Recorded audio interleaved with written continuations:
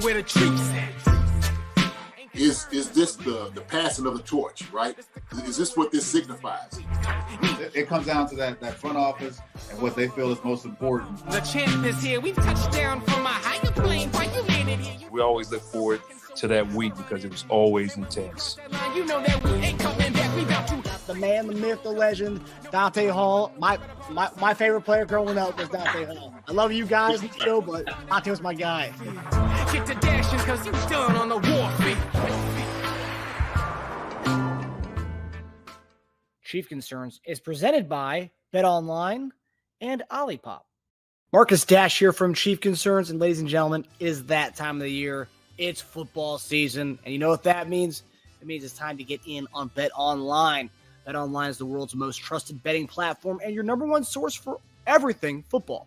BetOnline has every stat, every matchup, and even live odds and spreads to bet on during the games. Think you know your stuff? Get in on our $200,000 mega contest and pick 5 games against the spread every week for your chance at weekly prizes and a share of $200,000. When the game's over, head on over to our online casino and get in on a game of blackjack or poker or unwind with one of our 150 slot games. Head to the website today and get in on the action. Bet online. The game starts here.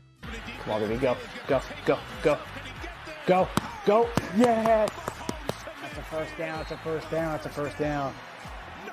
This football season, I'll be putting down normal sodas like Coca-Cola for Olipop.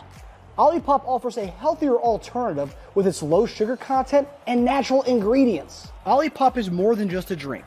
It's a wellness companion that supports your digestive health. Packed with prebiotics, this fizzy elixir helps promote good bacteria in your gut, leading to improved digestion and overall well-being. So go ahead, click the link in the description and use promo code SODALOVE and get your can of Olipop so you can enjoy the game guilt-free. Go Chiefs.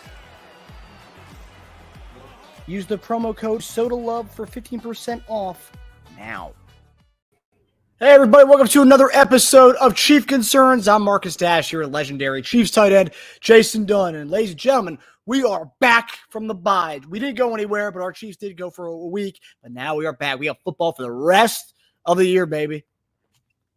Yes, we do. Yes, we do, man. I'm so thankful to be back, man. It's a little hiatus we took just from the Chiefs not playing. I was telling one of the guys on Twitter, I said, man, it was just boring to hear the game. They were talking about it on Monday night. And I was just like, you know what? It's just not the same.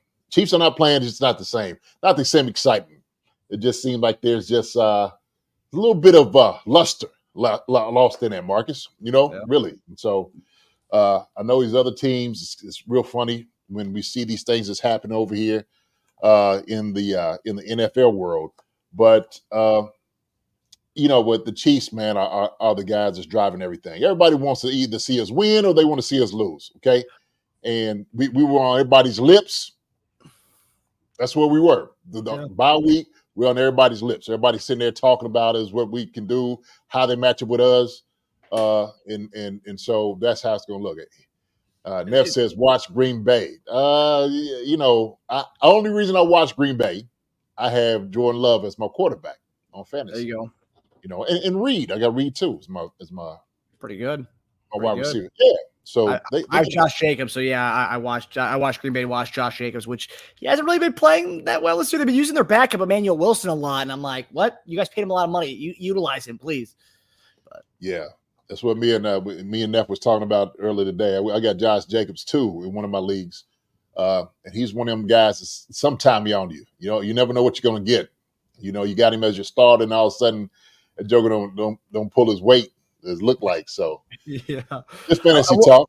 But go ahead. I will say it shows how spoiled we are as Chiefs fans because we play the only time we don't play is bye week, right? Because we play till February till Super Bowl every year, so it's like that having that bye week's like, oh man, that's a taste of God forbid this doesn't happen, but being eliminated early and having to watch other teams play. I mean, we just haven't had that in so long, so I forget how it is to not watch your team play on a weekend where all these games are going on. So it's like we're very spoiled as Chiefs fans to never kind of miss a weekend of watching our team play. And we're going to soak that up and enjoy that for as long as we can. Very spoiled, very spoiled. And Don Peterson said it was a boring week in the NFL besides the trades. The games just didn't have any excitement. And I agree with you. And we're going to talk about the trades somewhat, man. Let me say what's up to everybody out here. Richie Hall, Nafis Foster, Gary Holland, Don Peterson, good seeing you, Brenda Pike, Neff, Word, Chad Dunn, Andre Chenault, Gary Holland, Cordell Robinson, Brian Birch, Amda Brown. What's going on, Amda Brown? Already in here, in the house already. That's good. That's good. Let me see. Who else? Brendan Pike. Who else did I not name? Let me see. Who else? Andre. Well, I said Andre already. So got a few people in here already. Some of the good people. Chief 65 points. Let me see. Who else? That's the ones I see right now at the moment. So good. Wendy. Howdy, Wendy. How you doing? Lonnie Pyramid. Yo, what's up, my guy? What's going on with you? Hope all's well as always. Everything is good. Everything is beautiful this way. I'm sure over there with Marcus, sitting over there in the bright lights. We think, Marcus, everything's good your way? Everything's good my way, man. Everything's good my way. Getting ready for Halloween this weekend, and so we're going to a Halloween party. And if you guys haven't watched our show, my girlfriend Laura, she broke her foot and dislocated her kneecap, so she's still non-weight bearing. So we were trying to figure out what would be a good costume to go with, like for like a couple's costume, but she has to be in a wheelchair. And JD, you'll appreciate this. So I was on Lance the Spoken Show a couple weeks ago, and I asked him this question. He was like, "Oh," he goes, "I got to go." He goes, "Professor X and an X-Men character." That's perfect. So we got her the bald caps. She's gonna wear that this weekend. And I got the Cyclops glasses. So I'm gonna go as Cyclops from X-Men. Yeah. Awesome. There you go. Good. X-Men. I like the X-Men. I've been a huge comic fan for a long time, number of years. My brothers were some, and we got into it a lot. I got a good collection of comics and whatnot, man. A lot of dudes I know, follow comics in the league. So yeah, Cyclops is one of the guys. Had a lot of powers to him. A lot of people just didn't really, notice that. I know when they did the movie, I know it's kind of not talking about football. I think the first movie they had, I can't think of the guy right now. I'd see his face, but they didn't like him as Cyclops. Masterson, isn't it? The first one for like the one for like 2000. First 2000, somewhere like that. I think Masterson is the guy's name, maybe. Which James Marsden. Jay Marsden, yes. I thought he was a solid Cyclops. I was kind of a fan. My costume is being based on his characters. I'm going with the motorcycle style leather jacket. Okay. I'm going from X-Men 3 where he gets killed by Jean Grey or Phoenix. Yes. He's got like the red like shirt. He's got the motorcycle style jacket, and he's got the red shades. So that's what I'm going based on. I didn't go with the blue one piece suit that from the comics. I didn't go with that one. I hear you. I had to pull it out. I'm around, so that'll be something between the Heath Ledger Joker and the Batman animated Joker. Okay. Pretty good. Heath Ledger was a bad boy playing the Joker. It's always between him and Jack Nicholson as far as like the best Joker being played. And Jack Nicholson he's just an incredible guy. The stuff he does, but Heath Ledger, man, legend what he did. Stan Lee was a comic god, RIP, no doubt about it. Stan Lee brought us all the goodness. So I seen Sarah was in here too. I seen Sarah 73 and Marcus. What's up, Sarah? Daniel Akers. So it's gonna be a good show tonight, man. We got some good conversation. Let's talk. We can talk about some things going on in the kingdom. And first, let me say this because we know we talked about Don Peterson talked about the all the trades and whatnot. I am thank goodness. Okay, Devontae Adams and Amari Cooper are where they're supposed to be at.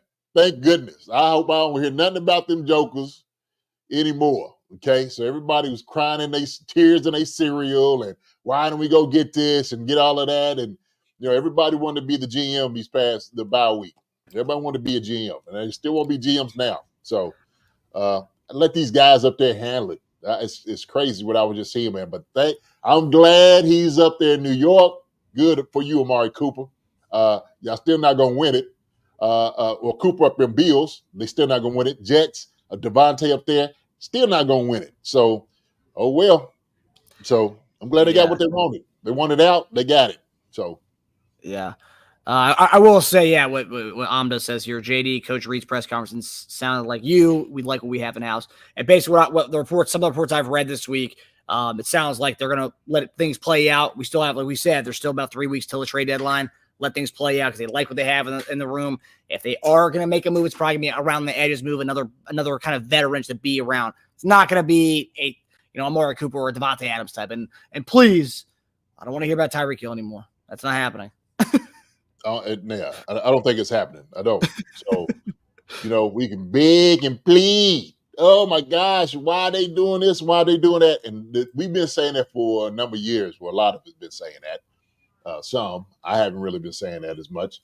But they've been winning championships. And just like Andy said, you know what you got, okay? The devil you know what you have. Go with that and be okay with it until it's not okay. And so I think they're okay where they are right now with the guys who are very talented in the room to get things done. They understand the system. These guys work well together. And so they're solid guys. They're solid performers. And that's what you need. We got running game, we got tight ends, we got an offensive line, and we got wide receivers. And so if it comprises of a team, that's what wins championships. Okay? Said this before, and I'm glad Marcus Spears was talking about this, with trying to tell Shannon and Stephen A. Look, I don't care what you say. The road to the Super Bowl goes through Kansas City. Those are the guys that's on the top of the mountain, pure and simple. Those are the guys you have to beat. If you want anything to say about the Super Bowl, you better come see the Super Bowl champs, okay? The ones that's been hitting everybody in the mouth for the past few years. So,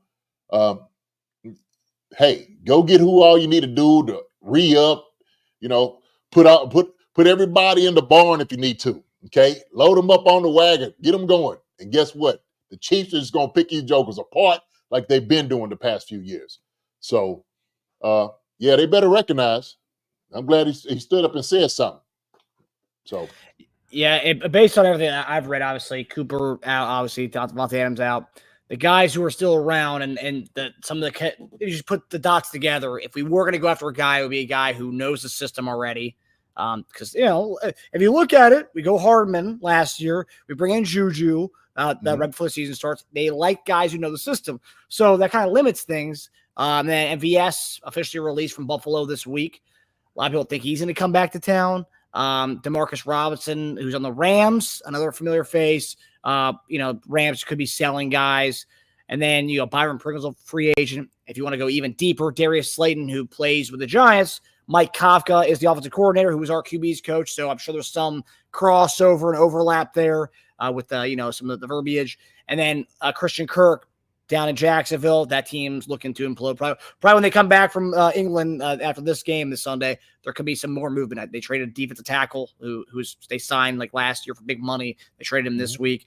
So Christian Kirk could be on the move. Again, Doug Peterson, crossover and overlap with some of the verbiage that we have up in Kansas City. Again, but with that though comes the money aspect. Christian Kirk makes a lot of money, whereas Demarcus Robinson doesn't make anything. MVS, nothing. Darius Slayton, nothing. So that's where the wrinkle it would be there. But just curious on some of those guys, the names you've heard, JD. What do you think about those guys? I mean,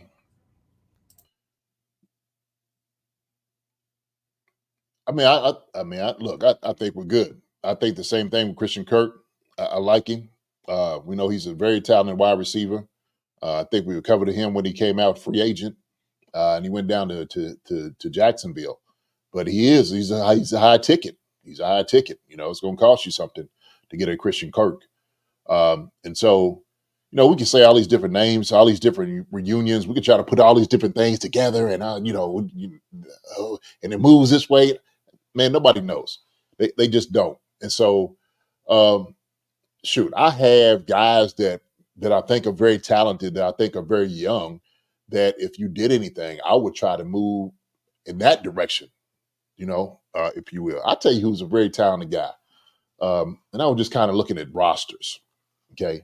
This guy won a high draft pick. but he came in and gave something when some guys are out. And this was Minnesota Viking. I'm gonna tell you who it was.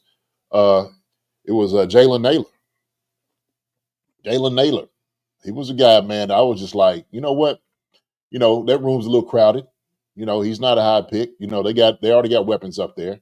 But it's people that come low. We talked about Romeo Dobbs as another one. Neff, if he's still on here, we said Romeo Dobbs is another guy that we like to have. There's a crowded room up there in Green Bay. I told him that too. He looked pretty good last week. They did a good job trying to get him the ball a week after him apparently, not happy with his role. And he said everything is kind of watered on the bridge there. So, yeah, mouth says anything. So you get him 2 touchdowns to be happy with anything. yeah. So then does that mean somebody else is going to be pissed off? Because now all of a sudden you give in to all his demands. He's pouting. Now you feel like you got to go ahead and do your little pity party to pout.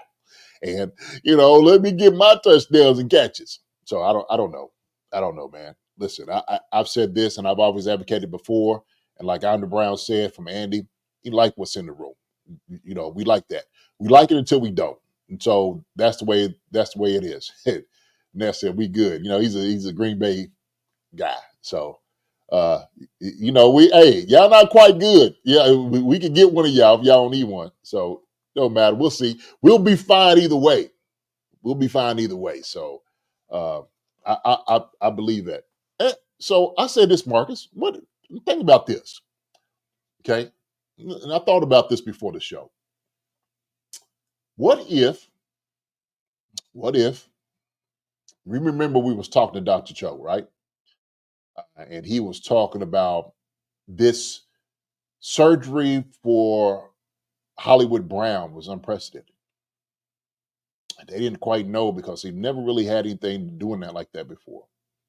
What would be the possibility that Hollywood Brown may come back? Because if it's something new, it's like, wow, this thing is healing a lot faster than what we expected, right?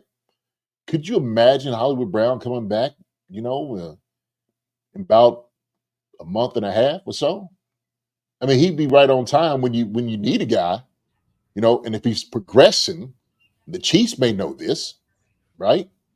Obviously, they're not going to give their hand up like, well, should we ain't let nobody know Hollywood Brown's coming, and if everything's looking good, right, from the surgery, and I don't know. I haven't really done the research. I just know what he was saying. I'm just like, what if that is something that might be on the horizon of him actually, healing up faster than what they expected? That would be incredible.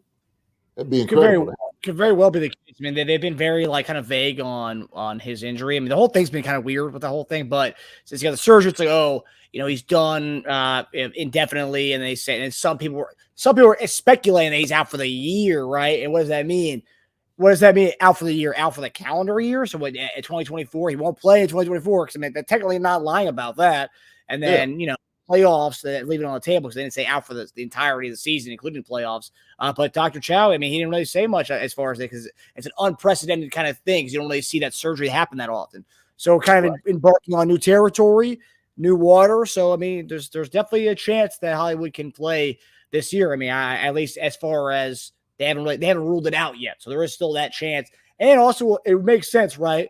If there isn't this rush to do a move, because why would you do a move if somebody's coming back, right? I mean, so it's like absolutely, and let the troops, man, hold it down until his return, right? Just hold it down. That's what we need guys to do. Now, this you got San Fran, Vegas, I think Tampa Bay, and Denver in this little stretch, right? That's the way we're looking at it. So it's going to be a good stretch to challenge guys to see exactly what they can do. And I do believe in these guys. They have the ability to get past these teams. And we talking all offense. We haven't even said anything about our defense. Same thing with Charles Ben, who getting back. We're going to be a more dangerous defense than what we've been so far, which is scary just to say that because everybody's been playing at a high level on that side of the ball. So, yeah. No, I think I saw someone comment on our video with the D line only having 9 sacks so far. People were saying like maybe we should go grab another edge rusher. It's like no, I mean because we're playing so well without that, without having without getting to the quarterback right, without getting sacks. You have Omenihu coming back, so you already have that resurgence coming. So basically, like we're making a trade midseason to get Omenihu back, essentially, because we haven't seen him all year. So Omenihu comes back within the next few weeks. We're set at edge rusher. And then, and then other things happen, and potentially Hollywood Brown comes back. So, like, we're set. Well, we look good, especially with kind of guys coming back. CEH is coming back. And I saw someone say online, it was like one of those doctors saying, oh, yeah, like, Pacheco is going to come back within 3 to 4 weeks. CH is going to eat into Kareem Hunt's carries. And it's like, I'm just asking you, Jay. I don't think CH eat into Kareem Hunt's carries. I think he would eat in more to what P. Ryan's been doing more so than Kareem Hunt. That's my opinion on it. What do you think? That could be true. That could be true. Something with P. Ryan. Here's also the reality too. Maybe even a CEH, man. It's somebody you might put out in the slot. You might be able to utilize him in doing those things in pass catching and whatnot. And if it's just something where we're trying to get, a couple of wide receiver screens or some screens to some running backs and whatnot, we hate to call them wide receiver screens to athletes in space. That's what we want to be able to do. And so it don't have to be a whole huge lot, but just enough, right, to give you something. So my thing is, CEH is very capable. We know he can catch the ball out of the backfield. He can catch the ball in space. And any matchup that you have against a linebacker or safety, I think you win. So I think, for us, sure, we're in a good place, man. We're in a better place than what people think. And that's why I didn't want everybody, heeing and hawing. Oh, yeah, well, I don't know if we're going to be all right. And, the only ones that have the type of anxiety is us, people out here, okay? And it's really kind of funny because none of us are playing the game. It's the guys that's in the building, the guys that, come out every day is just doing it. So, you do make a great point, though, with CH potentially being utilized from the slot and as a receiver, because, as we talked about, that was one of his big traits coming out of college was his hands, and he's displayed that many times for us, his ability to go get the ball. So I like the idea of that. And also, too, I think Rick Henderson asks, are they going to keep all the running backs? Because it is a lot, but we're seeing, they're keeping a million tight ends on the active roster. You're not keeping that many receivers. So do you go with the model of keeping Hunt, P. Ryan, CEH, Steele? 4 backs. It's a lot, man. But it's all predicated on how they want to make adjustments, how they feel they want to utilize the athletes and their pieces, and that's where they're masters at doing it. Andy and Nagy are putting this thing together. This whole entire offensive coaching staff. Like, hey, man, how about this? Can we utilize him for this and maybe putting this guy here? Because it's all about matchups. It's all about matchups. It's all about, my Joe is better than your Joe. My guy is better than your guy. And so that's what it would look like. We can do a lot of different things because we do a lot of different motions, give a lot of different looks, shifts, everything to defenses to see. That's a good thing. That's the beauty of our offense is because they're so creative in how they attack defenses that anybody can be a weapon, anybody. So, like I said before, we're in a better place than what people think and what we say. So, Amber Brown said, "Where's Sammy Watkins? Is he in shape and healthy?" Yeah, man. I don't know. I think Sammy ain't. I don't think he's coming back. He's really reaching for a reunion tour if you want to go get Sammy Watkins. Yeah. Don said, we really need to see how good Hollywood is in our system. May want to retain him for next year. I think we've seen what Hollywood can do. So Hollywood fits to what we do in scheme wise, and he's such a good athlete. I think that they were salivating during summer and everything you had, Marcus. They seen it. And so.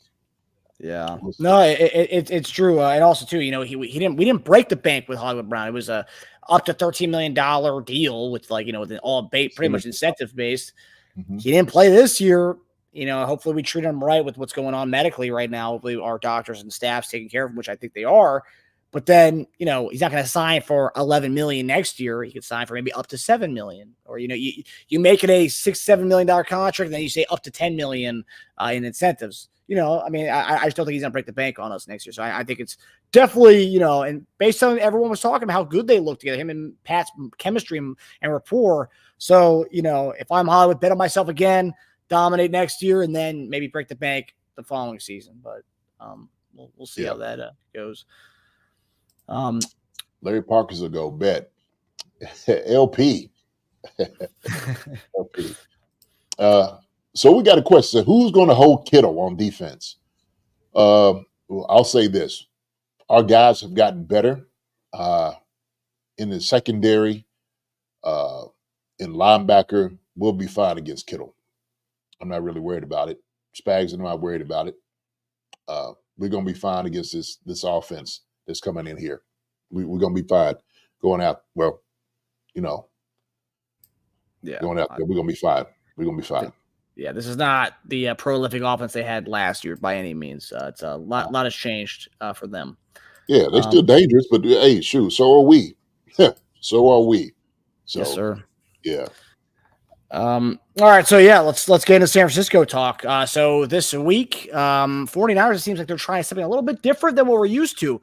We're used to teams talking mad crap, JD, and giving us bulletin board material and added fuel for the big game, but they're giving us a little bit of the opposite than bulletin board, praising the heck out of us. George Kittle, Deebo Samuel on their podcast, praising the Chiefs, saying lovely things about Travis Kelce, Chris Jones, Patrick Mahomes, and Trent Williams actually didn't say anything negative. He just said it's another game for us where you can't really revisit the Super Bowl. It's just another game. So I have both those clips here. We'll take a look right now. Outstanding matchup. They undefeated, I think, still. Yeah, they're undefeated. Playing at a high level. Niners playing at a high level. Yeah. I think it's a great matchup. I mean, Mahomes is Mahomes. Yeah, for sure. He's amazing. Kelce just decided to get really hot like the last 2 weeks. I know, too. bro. I know. So, That's your guy. Travis is amazing. Yeah, I love Trav. But so they've got that working out. They've got some major injuries on their team too, which is, but they're still finding ways to win. And that's the hardest thing in the NFL is finding ways to win. Anytime you have Mahomes and Kelce, though, you're probably going to find a way to win. And then I would also say this is probably the best defense we've gone against this season. That's what, we've talked about already in our tight end room. And they have a lot of really good playmakers out there. Chris Jones is an absolute monster. Definitely. And can't leave him one-on-one. He's going to probably get an Aaron Donald treatment where you just always slide to him, get 4 hands on him 24/7. Yeah, I mean, I can't wait. These are the games that you play football for. This is what, hey, it's a game of the week. You got Tom Brady talking about it. Yep. It's gonna be it's gonna be really fun. Your team captain had this to say about the matchup this morning. Fred Warner? Yep. The Chiefs are undefeated this year and still at the top of their game. Yep, they still got 15 back there. I have yet to beat him. I have played against him maybe 4 times now and have yet to beat him. I think it's an important game for us to try and get over that hump and get the win. I'm definitely with Fred on this. I just said, that's a good quote. I haven't beat him either. But 15 is a heck of a player. At any moment he's liable to do anything possible, and it's I don't like referring back to Super Bowls, but rookie year we up and Pat Mahomes just go do things Pat Mahomes does, and the 2-minute drill in this past Super Bowl is just Pat Mahomes doing Pat Mahomes things. But you got to give him his flowers. Man. Yeah. You got to give him to him. Yeah, 100%. When you have 3 Super Bowl wins. Yeah, for sure, definitely. There's no argument. No, not an argument. There's really zero. There's no argument at all. Yeah, not at all. He's great. It's a game. It's another game. I mean, it's not like we can get payback for losing in the Super Bowl. That ship has sailed. So it's another game. We got to come out and try to play complimentary football. We got to, obviously, we know what type of team that is. One of the best teams in the league. All-star quarterback. Great coach. So it's going to be a tough game regardless. So JD, I mean, you can pretty much put that whole reel there of these guys praising our guys, and it shows there's a respect element there, and also Absolutely. too, when you go back, I mean, they go when Fred Warner said he hasn't beaten Mahomes. Going back to 2018, 38-27, Chiefs win. 2020 Super Bowl, Chiefs win 31-20. October 2022, Chiefs win 44-23, and then the Super Bowl this past year, 25-22. So yeah, the Niners have not beaten the Chiefs since 2014. So it's been a long time. 10 years. So obviously a lot of praise going there. And I like the fact that they're kind of going a different route with this. Obviously there's respect here. There's a lot of, overlap of friendships, but you would think, when we play the Bengals, when we play the Ravens, there's a lot of like kind of chippiness and kind of stuff that we can add to our bulletin board. Not a lot here. It's kind of they're going a different playbook than most teams when we have kind of a rivalry with these guys. Yeah, but I think, like you said, it's a lot of it's just respect.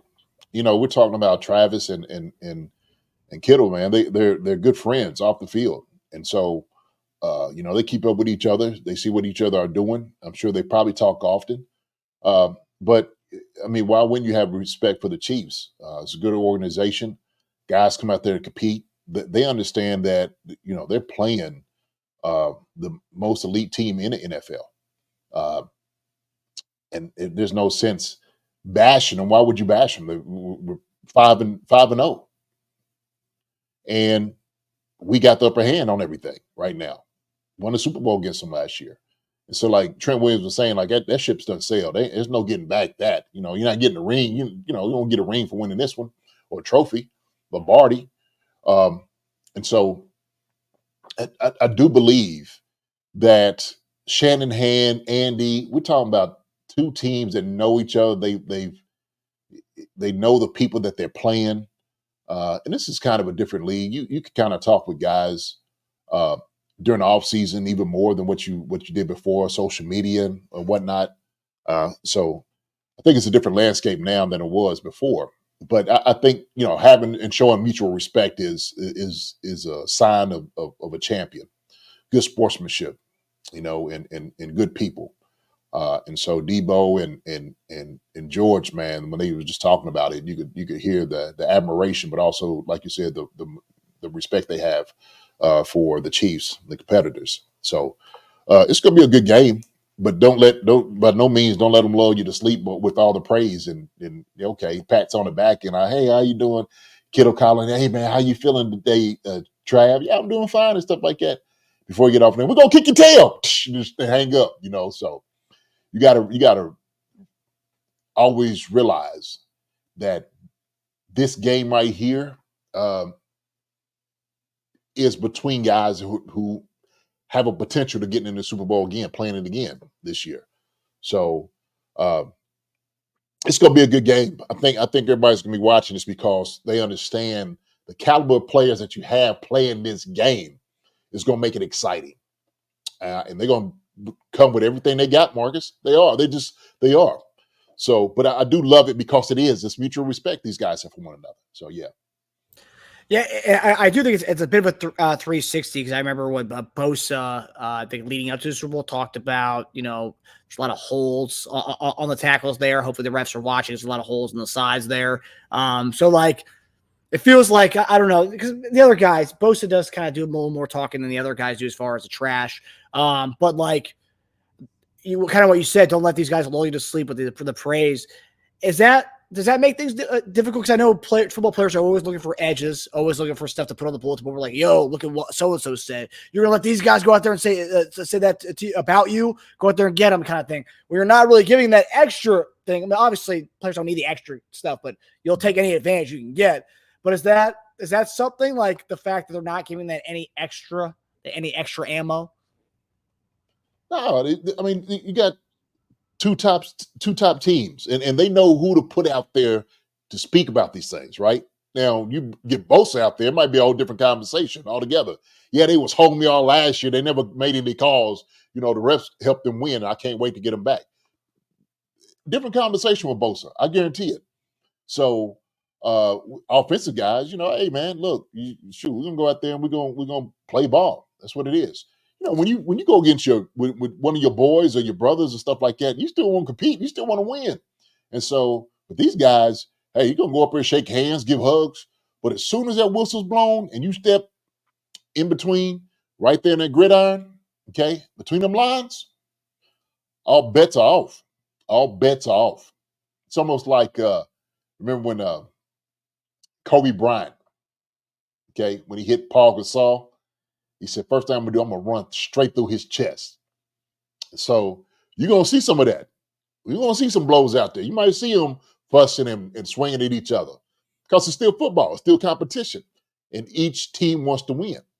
Yeah, so most guys don't need bulletin board material. So there's always going to be somebody that says something. There's always a guy who's going to make a statement on Twitter, and that's why they got all the, so what'd you say? And reporters going to catch somebody saying something silly, right? Oh, they're not the same team. Now they ain't got Rice, they ain't got Brown. What are they going to do? They got a young guy and Worthy, he's a little guy. We shouldn't really be giving them their flowers because they ain't really earned anything. They got away with one last year. All those different things, right? All those different things. These guys are professional, okay? And they're competitors. They want to win every single game. So that's the way it is. It is interesting though, because you do see kind of the little bits of how Debo and Kittle are talking about this game, talking about, it's a big game between the two teams.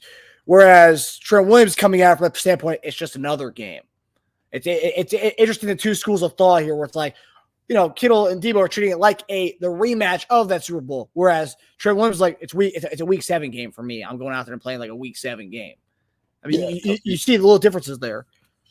Well, linemen are different animals altogether. So that's another thing too. Linemen, they could care less.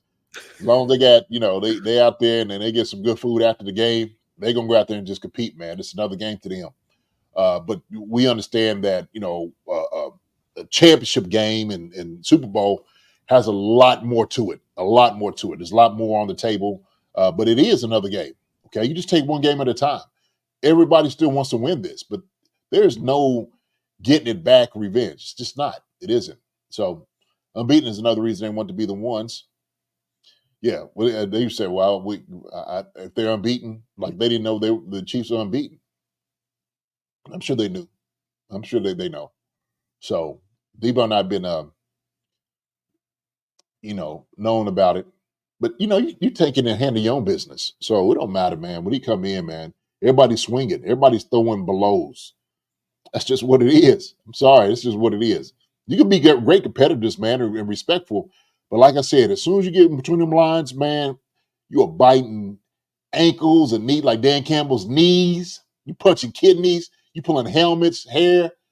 I don't care. After the game's over, when you see when the clock starts striking 0, guys start shaking hands, give hugs, good competition. Hey, you just don't want nobody to get hurt, but you definitely want to win, pure and simple. And so, look, I will say this though too. San Fran, and Dunn has a great point. They want to be those guys. You beat the Chiefs. They're undefeated right now. You be the first one to say, okay, we took a little bit out of them.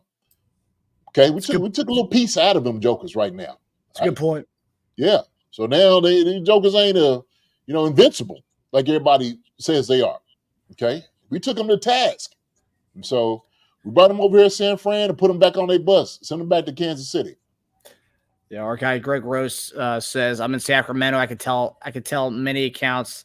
I can tell you the tears were real. Yeah, I bet. I will say, Greg, I mean, we've been on the other side of that. I'll tell you what, I had some tears. I don't think we had our it was the Tampa Bay year.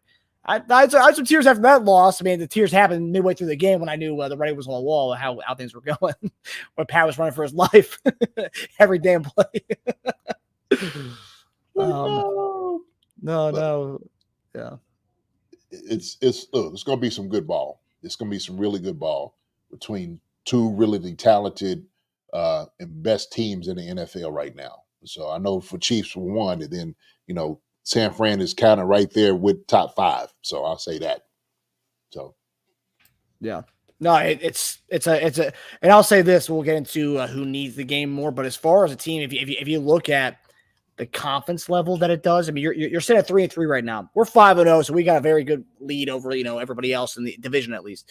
But like, as far as like to team that's a 3-3 right now, you're without CMC. You're kind of not over 500. You get a win like that, that's going to kind of pull, give some confidence going forward, because you just knocked off the team that beat you in the Super Bowl, but then you gave that there's no, they're not undefeated anymore. Yeah. So that it gives you a lot more confidence, right? That you get things done, and they need that. They need to know that with their major guy that is hurt. Can we win without him? So, I think what you do is, teams like this, offensively, you got to attack them. And like I said, everybody thinks we're coming in stadiums now limping, Marcus. Everybody thinks we're just wounded with guys, and we can't do anything without having certain guys, and that's just not the truth. It's just not the reality of it. Like they said, as long as PM15 and Travis Kelce and Chris Jones are on the Chiefs, you better watch out. It's going to be hard to beat us. That's a fact. That is a fact. So yeah, and I will say, if I was a coach and I was rewatching some of the stuff that from the Super Bowl, there was, I mean, not that George Kittle doesn't take the game seriously, JD, but I don't know if you remember the CMC fumble during that game when CMC fumbled it. On that play, Kittle's like talking to George Karlaftis. He goes, "Hi, George," and then right as he's saying "Hi, George," you see the ball because he thinks the play is over, but the ball comes out, and then we jump on and stuff. It's like that's the kind of stuff where you got to hone in on it. Obviously, the Super Bowl you should be doing that already, but I mean, having a reminder of playing against a team that dominated you in the Super Bowl or, won in overtime. But again, stuff like that, that's where I'm looking at. You guys need to lock in and be serious in this game. And they probably will be, being 3-3. But little things like that, when I watched, I was like, wow, that's interesting. It's talking having a goofy conversation with George Karlaftis when the whistle's not even blown yet. I mean, that was one thing that stood out to me when I watched the kind of the after the fact sound effects of the game. What do you what do you mean? You got to say it again. As far as he's blocking. Any seriousness in it or what? I think a lot of it is just kind of distraction. You still have this kind of weird interaction with each other when you're out there. There's a lot of cussing, a lot of different things going on out there. It is. So him just saying, "Hey, George," just kind of try to play him up a little bit. That's all that is, right? Not saying he didn't mean it, but hey, man, look, these guys are just you out there, you're doing a job. No, but I was saying, he did that in the middle of the play where he's blocking, and then he stopped blocking. He's like, "Hey, hi, George," but he's having fun, right? Kind of making a joke. But then behind him, the ball, you see the ball come out, and it's oh crap, and then Karlaftis jumps on the ball. It's like, oh man, should be play to the whistle instead of making wisecracks, I mean, shoot. A lot of guys, play to the whistle, maybe not, and just in the moment. You just, just in the moment. You just, I guess he would try to bring a little bit of levity to what was going on. Yeah. So, but yeah, it was a funny moment seeing G pick. Yeah. Hi George play was hilarious. Kittle was not taking it serious. And then John Clifford, that was funny. Yeah. So I'm sure, stuff like that, they'll, kind of be drilling to him, this is serious, try, obviously I'm not saying these guys don't take it seriously, but stuff like that, it's a reminder of play to the whistle. You don't want that kind of crap going on, especially when it's a Super Bowl, when everyone's mic'd up and they're doing a million different documentaries about that game. And that play, that's gotta be embarrassing. If I'm watching back, oh man, I can't believe that happened. No? No. Mm-mm. Yeah, he's probably doing it every game, talking to guys. Yeah, that's what I'm saying, man. This is your job. Right? It's Kittle's personality. Yeah.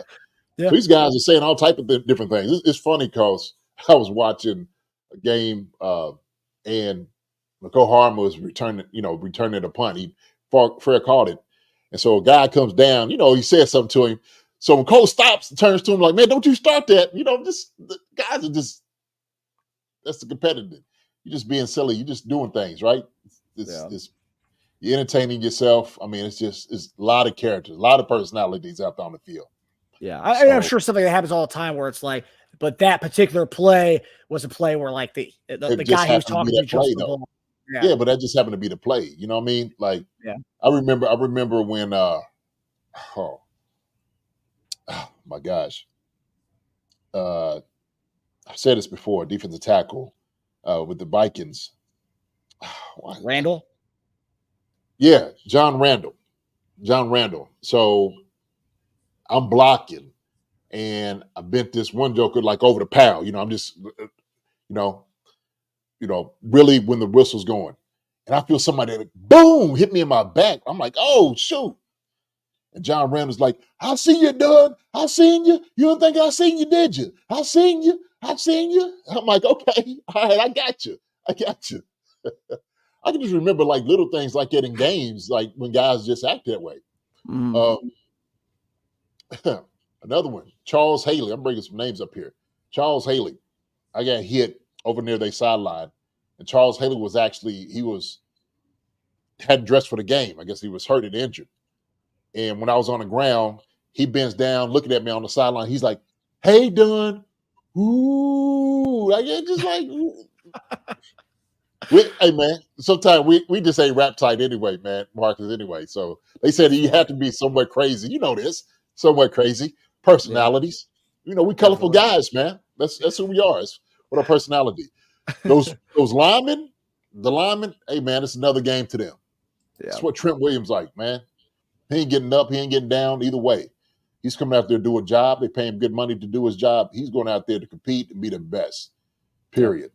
Point blank. So JD, you got a question here from Eric Humphreys. JD, my sons and I are going to the Raiders versus Chiefs game in Vegas. Should we be concerned about wearing our uniforms to the game?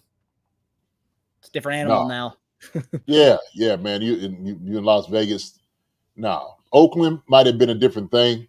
Here's the reality is, man, if everybody's respectful, because it is, everybody's playing a part, right? We understand it's the idiots that make things bad, right?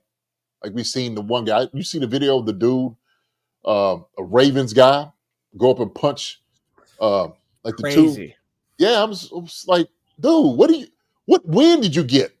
Good. They took your butt to jail as they should have. Locked his tail up as they should have. Like, that's ridiculous to go out there and assault people because they got different jerseys on. That's stupid.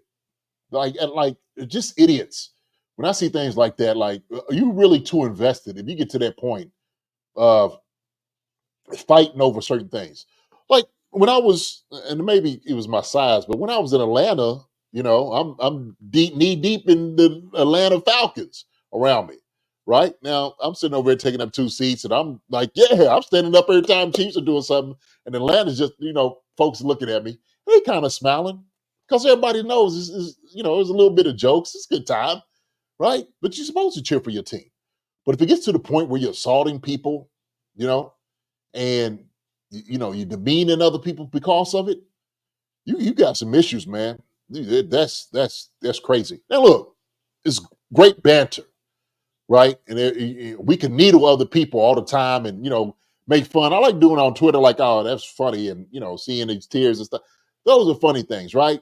It's like, okay, I got it, because when we get you, we're gonna give you just as much as you gave. I'm like, you supposed to. You got no problem with it.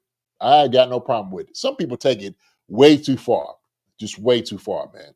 So guys ain't doing that. And that's pretty much like, there's bad apples in every fan base. I know some people always want to say, oh, that fan base, that you better watch out for that fan base. Now, there's bad apples in every fan base. And someone brought the Chiefs a holler. And we literally had a guy who was going to state by state, going to games, robbing banks on the way to games and stuff. Every fan base has whack jobs, you know. So, you know, it's not just a Raider or, you know, any team. Everyone's got it. Everyone's got their weirdos in their fan bases. But yeah. I remember I went to a Steelers game the year we went 2-14. I was it was a Monday night game. I was one of the only Chief fans in there, and it was all yellow towels everywhere. I thought we were gonna lose. I'm walking out. It's like 4th and 15. Matt Castle makes a great post route throw to Dwayne Bowe, gets us into field goal range. But as I'm walking out before that play, I'm starting to walk down the steps right when they call it snaps. I don't want to see this. I'm walking out, you know, everyone say bye to me, like all Steelers fans saying bye to me. I'm the only Chiefs fan there, walking down, and I'm like, you know, putting my table to my legs, like I said, leaving, and then Bo catches it. We get the first down, and I stop midway through the steps. I'm like, nope, looks like I'm staying, baby. And everyone, Steelers fans, they started to laugh, like they thought it was hilarious. We go all the time. Yeah. That's the good stuff. That's the good stuff sports bring out for people, right? And it's good. The competition. It is rooting for your team. It is, you know, making jokes with each other and needling one another because of it, right? And it's in good fun, and that's what it's supposed to be. Yeah. But when it gets into, like I said, assault and pouring beer on people and all of that, that's the craziness. People like that, man, is like, yo, do something else, you shouldn't even be here. Yeah. Like it just, if you like this, then you are like even is what makes the thing suck. Yeah, It's like just go to a boxing gym and then take your anger out on a boxing bag, and it's ridiculous. Find something else to do. Too Yeah. invested. Shoot, guys ain't doing that. I mean, unless you're trying to make something personal, it's Yeah. different, you know. So, Crispy, I seen you said, man, you out there, man, from the Bay. Crispy. I'm from the Bay Area. Niners fans are nervous because Chiefs own them. I bet they are nervous. I bet they are, and they got every reason to be. They do. They got every reason to be. So we got real estate in their heads, man. We got real estate in all their heads. Got a lot of real estate. I'm the Brown said when the Raiders fan come to Miami, those guys were all that black, even showed the pass a 97-degree dedicated. Them jokers are dedicated, man. Respect. I will give them that. Dedicated fans. Okay, the Raiders are. But they do have some good ones. They have some good fans. I before the game, when we would go out there, I would catch, punts. I'm not catching punts, but the punter would just kick it. I'd be go and catch a couple of punts, just whatever, right? We don't even have uniforms and stuff on. And their stadium would almost be packed, Marcus. Like half the stadium would already be full by that time. And I'm just like, yo, this is kind of weird. Like it's crazy, like how many people's actually in this stadium. And I remember, I think I dropped a punt, and everybody's like, yeah, like the whole crowd get up and screaming, like, yeah. I'm like, man, you suck, get out of here, you suck, like the black hole and all that. So, no, it's always fun. It's always fun to needle people. I've tried to jump in the crowd in Green Bay. They throw you back out, things of that nature. So it's always fun, man. I mean, I think there's a lot more good apples than there are bad apples, but we tend to focus on the bad apples when it comes to these football games. Because you see these fights, like, oh man, I would never go to a Ravens game. Oh man, I never go to a Raiders game. Like, no, it's fine. It's fine. Mm-hmm. All right, JD. So now we're going to go to discussing more about this game. So obviously, the two teams in the Super Bowl. We've talked about the last 4 times of playing them, beating them, going back to 2014, the last time they beat us. Chiefs undefeated, 5-0, coming off a bye week. Niners are 3-3, coming off a mini bye. They played the Thursday night game last week against the Seahawks. But, there's a lot of new faces in this game. Or I guess you can say old faces for us with Juju and Kareem Hunt, but a lot of new faces based on who was playing in that Super Bowl. No Rashee Rice, no CMC, and no Pacheco. And obviously no Hollywood Brown, our new addition. But for obvious reasons, 49ers, they're 500. And right now, CMC, and that's kind of the big one for them. He was pretty much like 30% of their offense last year, something ridiculous. But they've managed to be 3-3, still ahead of their division right now without CMC kind of weathering the storm. Mason has been a bright spot for them though. He's come out and looked great, and also a lot of people saying it could be a system over there in San Francisco, but CMC's good. It's not a system, I would say. But JD, we were 5-0. We win this game, we're 6-0. Big confidence. It's yet another test that we've passed. Beat Baltimore, beat Cincinnati, and then you beat the team that's the top dog in the NFC. So it's a huge game for us in that respect. But for them, like we talked about, they're 3-3. They win this game, they're over 500. They're also, avenging a Super Bowl loss and being one of the last 2 undefeated teams in the league. Yeah. Who do you think? Who needs this game more? Who's this game bigger for between the two teams? Who's it bigger for? I don't know. I don't know if it's the right question. If it's bigger for one, okay, it's definitely bigger for San Fran. Okay, because without CMC, they wanted to see if they could try to continue doing, making wins and whatnot. How they're going to be able to respond with these things going on. Look, they're 3-3, but the teams that they've beat, I mean, Patriots. I mean, the Rams. I mean, you know what I mean? Like we start looking at the teams that they've been playing and they've beaten. Seahawks. I mean, that's what you pretty much got. That's what you pretty much got. So, I think San Fran, they're a good team. They're a good team. They're going to come in and just kind of what people were talking about here on this in the chat, talking about Wanye, what's supposed to going to do against our left tackle. we got a game plan against Bosa. And so I'm sure what we're going to do is we're going to find out where he is on the defense, okay, as we should. And if guys need to give a chip, we're going to make sure we're on chip going out. That's going to be one rule. And so, like, Kittle was sitting there talking about getting 4 hands on CJ. We're going to do the same thing with Bosa. We do the exact same thing with Bosa. Our safeties will come down. Somebody said Shamari Kama is going to be a guy to be able to cover him. Reed's going to cover him. Our linebackers are going to be able to cover him. We're going to bring a lot of blitz against Brock Purdy. We're going to put our guys, our corners, we're going to make them hold up. And I think they will. They're going to do a good job. But we're going to mix it up. We're definitely going to mix it up so they can never get comfortable knowing what we're going to do. But Kittle said the same thing. He said, look, we have not seen a defense like this. And they haven't this entire year. And they know it. They know it. And so even though we haven't had, the boistering of the sacks, Marcus, we're a damn good defensive football team. And everybody understands exactly what we do on that side of the ball. So that's going to be an exciting thing, that matchup in itself, their offense against our defense. And without CMC, what is that going to look like, right? And so that's a good thing. Now, offensively against their defense is going to be another thing, right? We sat there and said that Fred Warner, we know they got Bolster and all this. Look, run the football is something. There we go, G-Pick. Kareem would chip the hell out of him and then bust the screen on him. Definitely. But also, too, we're going to hand the ball off to Kareem and let him go hit his head on the goalpost. That's what we're going to do. That's the game plan. Hand the football off. Somebody said it, 13, 14 personnel, tight ends, wide receivers, get the ball in the hands of the playmakers and let them go play ball. Okay? Make sure you come and tackle. Now, look, Fred Warner has been an absolute dog on dislodging balls out, man. He's been absolutely incredible on doing that. He's coming in, punching the ball, ripping it out.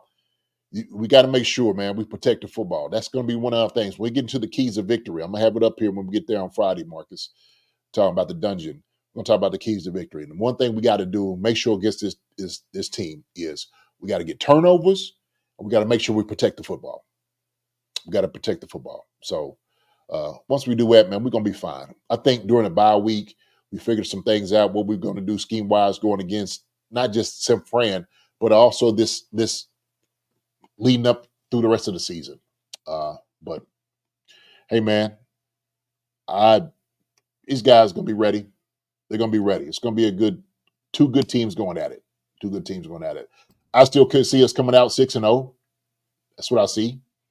That after they lose the game, San Fran loses this game, they're going to have to do some soul searching. Okay, figure out. Well, we may not be as good as we think we are. Okay, and we need to get CMC back soon. But we're looking for, as far as we're going for numbers. What you saying? Is that what you want? You want the for the game? Oh, are you want your predictions now? Yeah, are we doing predictions? Well, we just talk about scheme wise. We were just talking scheme wise there, but we can get predictions if you want to get predictions. All right. Are we talking scheme or are we talking predictions, JD? Well, scheme. Pretty much that's what our scheme is going to be. And so we know, look, Shanahan and Andy know each other really well. We know what they do offensively. And it's just going to be, not being predictable. We just can't be predictable against those guys. So Shanahan's going to pull everything out, man. He's a very talented coach. But like I said, man, these guys, we're going to be ready. We're going to be ready. So I can't wait, man. I cannot wait. So just looking at their numbers, just overall, like San Francisco's very middle of the pack. It's not what we've seen in the past from them. The team we played last year, it's not the same. And year to year things change, but it's just not the same defense. I mean, like they're middle of the pack as far as like passing yards allowed, rushing yards allowed per game. They're allowing 100 yards on the ground a game, JD, and that's you're going against relentless Kareem Hunt coming up here. That's a recipe for disaster for them. Allowing about 22 points a game, and we're allowing just a difference there. We're allowing 17 points a game. So, I mean, like, yeah, and then you lose to Arizona. I know everyone's making a big deal about the Arizona loss, but JD, you can talk to attest to this. It's a little different when you're playing in the division. Division games are sometimes you throw out the record because the teams know each other so well. And I know a lot of people are saying, "Oh, this isn't the same San Francisco team because they lost to Arizona." It's division. It's different. I mean, Arizona, Rams, you know what I mean? You lose to those two teams. You know, Rams, I mean, they're trying to find their identity, you know? Yep. And so, they beat the Jets, they beat the Patriots, and then they beat the Seahawks. That's the three teams they beat, right? Yep. None of those teams are bar burners anyway. No. You know, Seahawks is kind of, but when I watched them against, I guess it was against 49ers, they look horrible. Gino was struggling. I know. You know, my guy that I have on my fantasy, he was struggling too. Metcalf running bad routes. He had a touchdown at the end of the game, but they call it back for holding, I believe. Yeah, it was holding. But he ran that one where Gino threw the pick, and he got to get friendly. Come down, man. And I don't know what he was running. Post. I don't know if it was like a basic, middle read. I don't know what it was he was running, but he sure did fool Gino on that. Because we were kind of talking about it, but it just ain't look like they had that too much heart that game either. It didn't look good at all. Yeah, I mean, the big takeaway from that game is they beat Seattle at Seattle. Seattle's also been dealing with some injuries on the D line. They looked great to start the season out, but they've been dealing with some injuries on the D line, which is kind of their the thing. And they got gashed. It was fill in the blank as far as who's a running back for San Francisco last week. Oh yeah, you ain't kidding. Randy Conley said BK always struggles on fantasy. Randy, that joker gets me every year. I try to avoid getting that DK Metcalf, and I'm like, you know what? God, let me go on and get him because he might do it. But he does. He struggles every single year. Me and my nephew talk about it because me both have him on our fantasy, and I'm just like, he's sitting down this week. He sitting. He having a seat. Yeah. But yeah, I mean, and they will face. I think they're the only team this year to face both the undefeated teams. So they played Minnesota, lost Minnesota, and now they're playing us. So they get to face another undefeated squad. So that'll be interesting to see. But JD, we got game predictions and some really interesting stats in this one. So obviously, the Niners host the Chiefs Sunday, 4:25 Eastern Standard Time. It's the Fox game, and I believe what I saw online earlier, every region will have this game as a 4:25 game on Sunday. Obviously, it's a big one. Chiefs are a 1.5 point underdog. So I have three numbers here. So we got Andy Reid is 21-4 following a bye week. So 21-4 following a bye week. Patrick Mahomes is 11-1-1 against the spread as an underdog. And he's 10-3 just straight up as an underdog. Okay. So it's not bet against Patrick Mahomes when it comes to being an underdog. But again, so Chiefs are a 1.5 point dog at San Francisco on Sunday at 4:25. JD, who do you have in this game, and what's the score? Oh.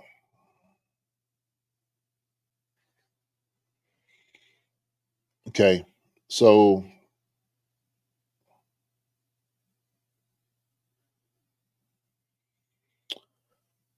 obviously it's going to be a hard game.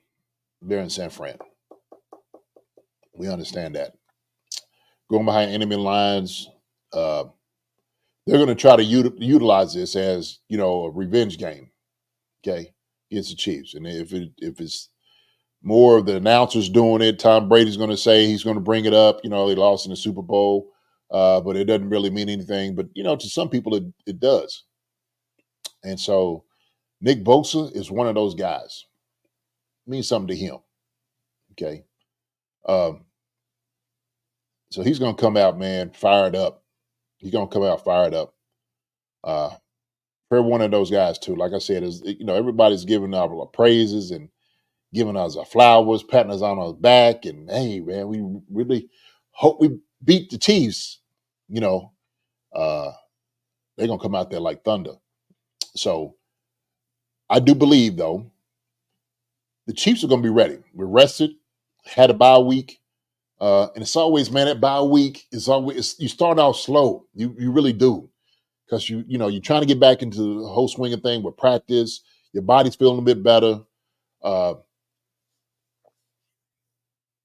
I think we'll start clicking when we need to, probably second quarter, third or fourth, getting to where we need to get to. I have us going 27 to 24.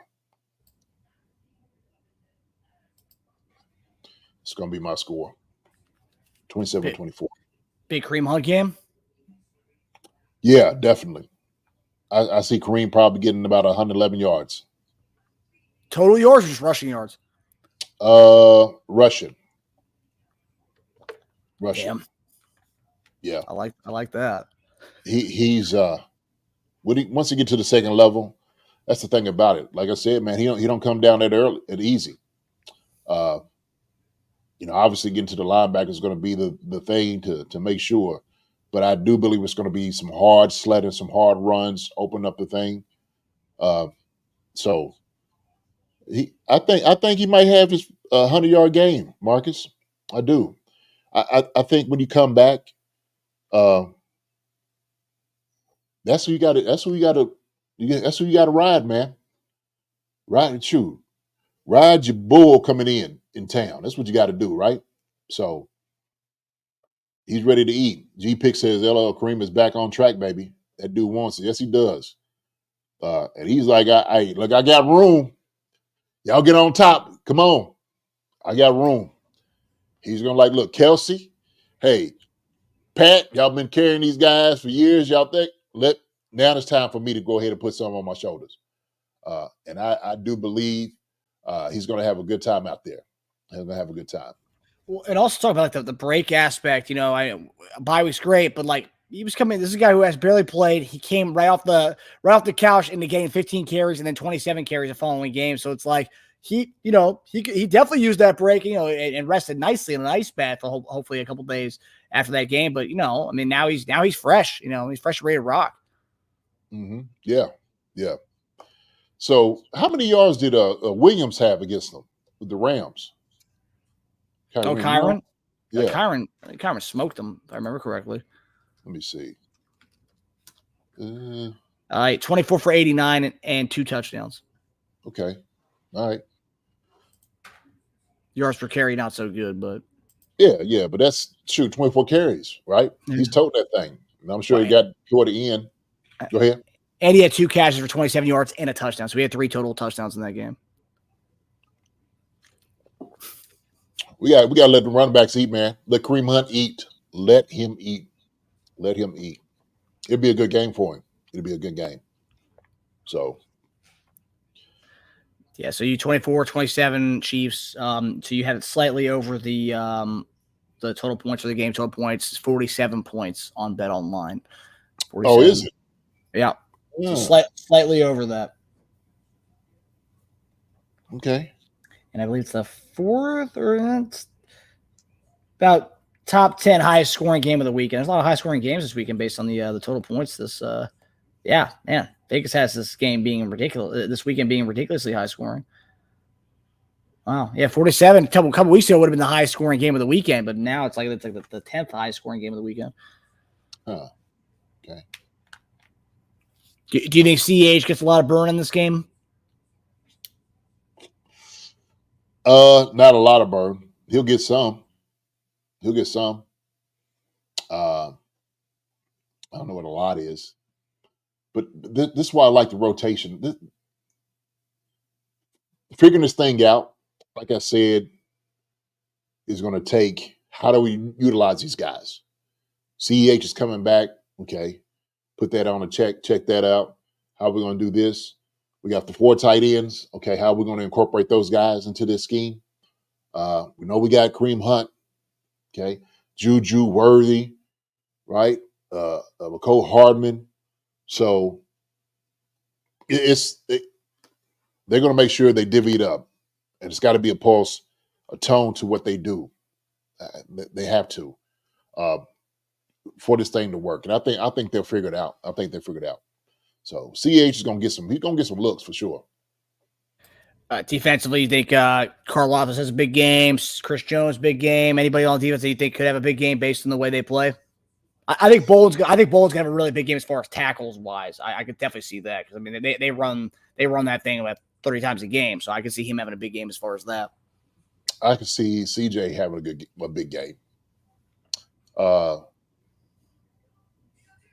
Because he just shoot.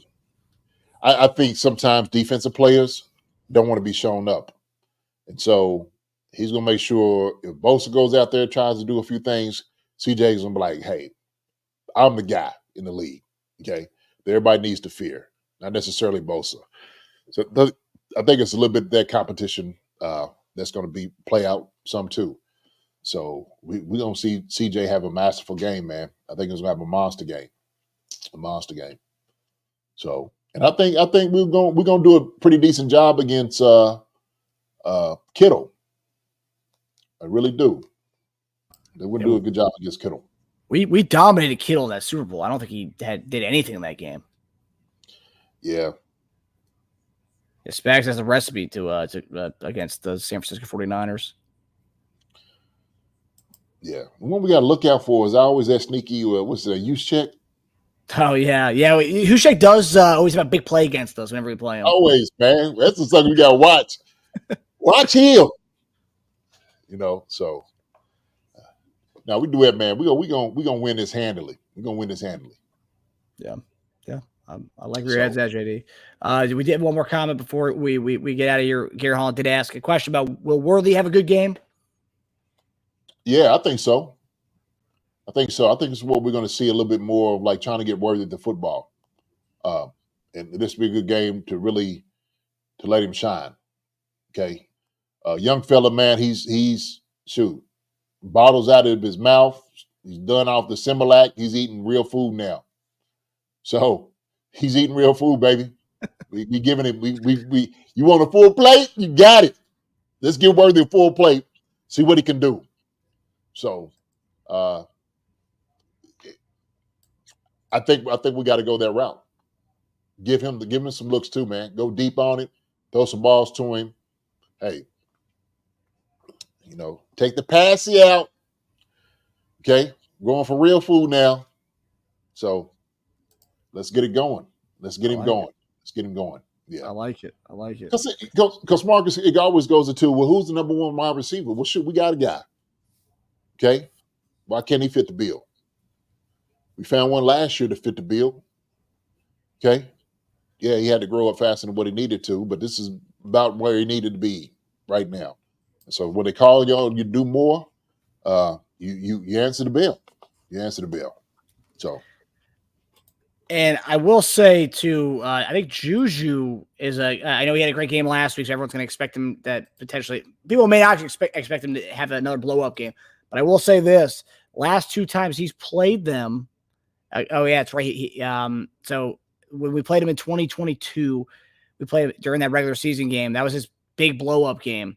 He had 7 for 124 and a touchdown when we played them last time in the 2022 game. 7 for 124 and a touchdown. Wow. Yeah. Good. So maybe another Juju spot. Somebody say he's gonna shine like Colgate. I love that. Jason.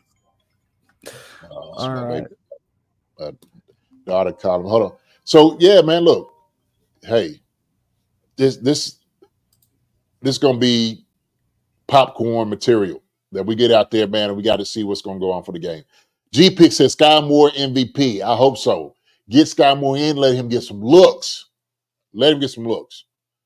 I want to be a part of this thing. So, is Juju faster than Rice? No, Juju. But he's got quickness. He's got intelligence. He does a lot of things well. Yep. JD Marcus, that's a great show. Gary Hall, appreciate it, my brother. Undershanat, Brandon Ayuk. Yeah, he's got his money. Sometimes when you see guys get their money, it starts slowing down. My brother always says that.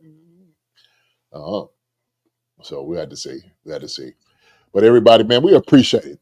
Thank you so much for coming out here, seeing it. It's gonna be a good game, man.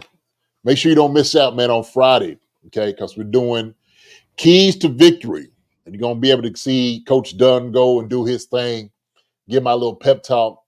5 keys to offense and defensive victory, about how we're going to deal with these Niners. Okay. I have a cousin who's a big Niners fan. I said, hey, man, don't start no stuff. Don't do it. Not now. Not ever. So I'm going to come out with some fire for y'all, man, on Friday to get this thing done. So, but appreciate it, man. Crispy on the Chenault, Gary Holland, G. Pick, Witchy Hall, Charles Driver, Don Peterson, Daniel Akers, Wendy, I'm the Brown. About time. Good seeing you, like always, Sandman, Brenda Pike, Andre Chenault, Barbershop. Oh, he said, how in the world are we underdogs in this game? Makes no me either. But, we play out there too. Very good question, Shop. Definitely. I don't know how we are. Greg Rose, appreciate you. Appreciate you. But yeah, they're Monte Green Beans. Good seeing you. So they make Madden in Sweden or something. Huh? I don't know what. Yeah, I didn't get it. I need high value, high yield. Good seeing you too. I see you snuck in. Seeing your name, Chiefs getting 1.5 at 46.5 is crazy. One of the red zone issues are factored in. I'm sure. It's probably it. It's probably it. Greg Rose, good seeing you too, my man. Mike Brennan, what's up, Mike? Always good seeing you, Mike. But there, look, Chiefs again. Good seeing you, my man. Randy Conley. Neff, you still on here, man. Love you. Continue to get better. I'll see you soon. Tomorrow for sure. But he's doing well. My nephew, if y'all had putting some prayers and stuff in him, he was on here on the show tonight, so he's doing well. He's doing good. So he's trying to make sure the Green Bay Packers are still a decent football team. I told him they ain't even gonna win a division. I told him they ain't even gonna win that division. I don't know about that. I have my money on Packers win that division. Hey man, Minnesota's looking good. So look good up there. Like I told you a couple weeks ago, Sam Darnold's going to turn into a pumpkin soon. He's going to turn into a pumpkin soon. Yeah. As soon as Baker Mayfield will too. Both of them going to turn into pumpkins at the same time. People talk about him as the MVP right now, leading the league in yards and touchdowns. Oh, Lord, now, man. Goodness gracious. Don't say it so. Say it ain't so. Yeah. It's all right. He's going to get back into his old shenanigans, Marcus. We'll see. Yeah. Hey, y'all, appreciate it so much. Good seeing you all. Okay. Look, y'all have a lovely evening. God bless. Love you guys. Marcus, man. Love you, man. Love you, brother. I love coming out here, man, having y'all conversation with you all, man. Y'all are family. Y'all are family. So appreciate every bit of y'all. Believe me. So always good seeing you. Y'all take care. Love you guys. We'll see y'all soon. See you guys Friday night, 8 p.m. Eastern Standard Time for our betting show. And, of course, going into the dungeon for JD's 10 keys to victory. The dungeon, baby. We're going to be in it. Coach Dunn, I'm getting ready. I'm already ready, babe. I'm already ready. I'm already hyped. I'm hyped. I stay there. So, good stuff. Good stuff. All right, everybody. Everybody has a good night. We'll see you guys Friday night. Take it easy, everybody. Love y'all. Love y'all. Hi, everybody. Thanks for watching. Subscribe here to get the latest from the show. Also, be sure to check out the best clips from Chief Concerns. And if you prefer to listen to the show, subscribe and follow us on Apple Podcasts, Spotify, and anywhere else you get your podcasts.